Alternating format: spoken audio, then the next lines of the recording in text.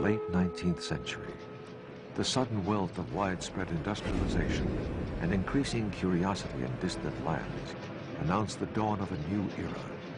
Archaeology had become the new world sensation. Historians could enjoy the pride of unearthing lost civilizations, while their rich sponsors could prosper in their treasures. With their finds, the Germans and the British led the way in world archaeology. By 1881, Karl Hohmann had discovered the Pergamum Temple. Heinrich Schliemann had been digging at Troy for 11 years, and Howard Carter was 41 years away from discovering the tomb of Tutankhamun. That same year, the Prussian Academy of Sciences in Berlin received a mysterious letter from the German consul in Izmir, a port city located at the western coast of the Ottoman Empire, now Republic of Turkey. Karl Sester, a German railroad engineer, claimed to have discovered a number of colossal statues on a mountain summit in eastern Turkey. There was more. Sester insisted that the mountain was more than 7,700 feet above sea level, and the statues were Assyrian, the prized ancient culture of the day. The members of the Academy were puzzled. Although others before had surveyed the region, this was the first mention of Assyrian statues located on the summit of a mountain called Nemrut. The Academy quickly commissioned Otto Puchstein, one of their brightest, to meet Karl Sester in Cairo and set out on an expedition deep into uncharted Anatolia.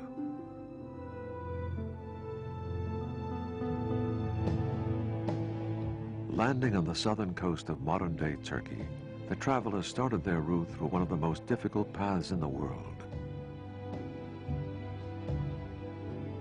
They traveled through the rugged mountains and terrain of the country and up the legendary river Euphrates, the natural border between the ancient East and West.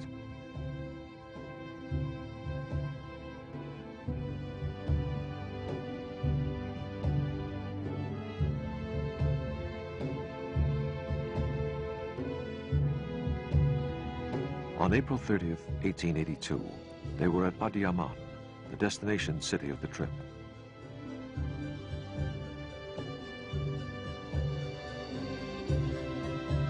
After climbing up perilous cliffs and endless gorges, the explorers reached the summit on May 4th, 1882, 2 months after their departure.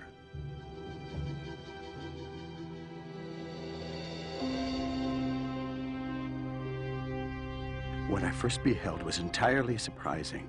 The burial ground peak stretched upward over the highest point of the rock face, actually 40 meters higher than the terrace up to which we had climbed, as if it were a mountain sitting on top of another mountain.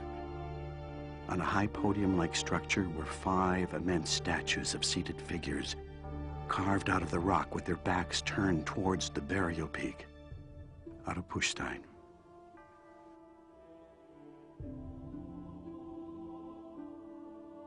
Whose portrayals were these colossal statues? The heads on the ground were more than 6 feet tall, while the torso seemed to be higher than 30 feet.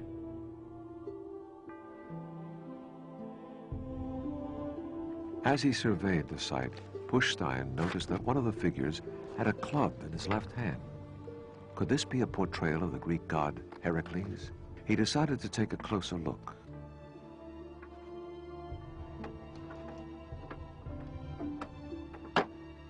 As Puchstein walked behind the statues, he noticed traces of a Greek inscription, which was possibly continuing down the other figures as well. In amazement, he quickly cleared the rocks. As Greek letters were revealed one after another, Puchstein was completely unprepared, for he was about to have the surprise of a lifetime. As you see, I have set up these divine images of Zeus, Oromasdes, and of Apollo, Mithras, Helios, Hermes, and of Artagnes, Heracles, Ares, and also of my nourishing homeland, Commagene. And from one and the same quarry, throned likewise among the deities who hear our prayers, I have consecrated the features of my own form. The inscription was addressing Puchstein personally. Who had composed this eloquent text and placed himself among the gods, which seemed to have Greek as well as Persian names? However, one question was answered. The monuments were not Assyrian. Pushstein felt that the answer laid once again in the text. But time and weather had taken their toll. The first lines containing the identity of the author were illegible.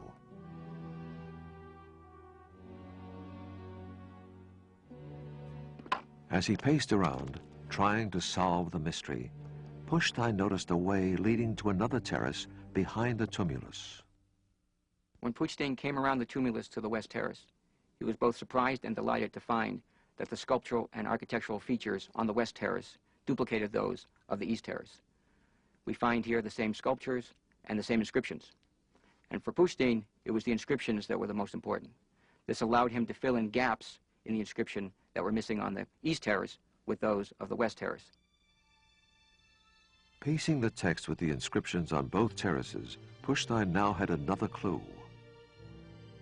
All of the father gods of Persia, Macedonia, and our own country, Commagene, will continue to bless their children and their grandchildren.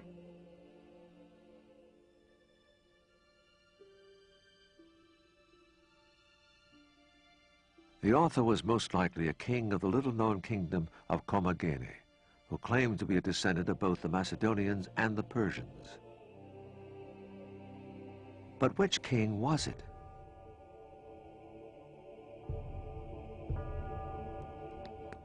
That same night, his frustration growing, Pushstein was finally able to decipher the necessary lines.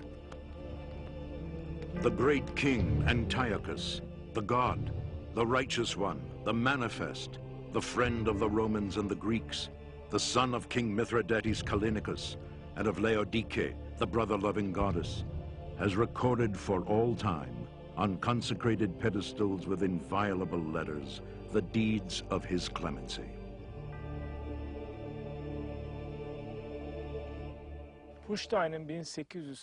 This inscription that Pushstein deciphered in 1882 at Mount Nemrut is one of the most important discoveries of the Hellenistic world. This epic edict, 237 lines in all, gives us the history along with the structural details of this magnificent royal monument.